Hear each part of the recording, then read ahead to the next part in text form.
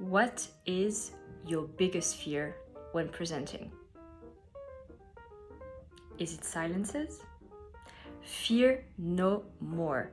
Silences are crucial elements to your pitch. They allow your audience to hear, to listen, and to digest your message. When can you make silences? First, before you start talking. Always start with a silence of 2 to 3 seconds. Then, after a rhetorical question, for example, if you say, "What are my objectives?"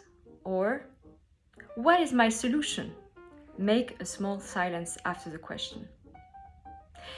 You can also make silences between the parts of your pitch or between your slides.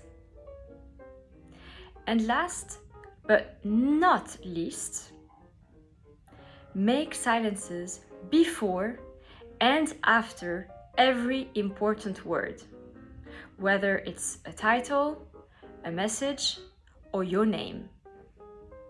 If you want to know more on how to pitch, follow Ego Boost, our weekly 1-minute video on how to pitch.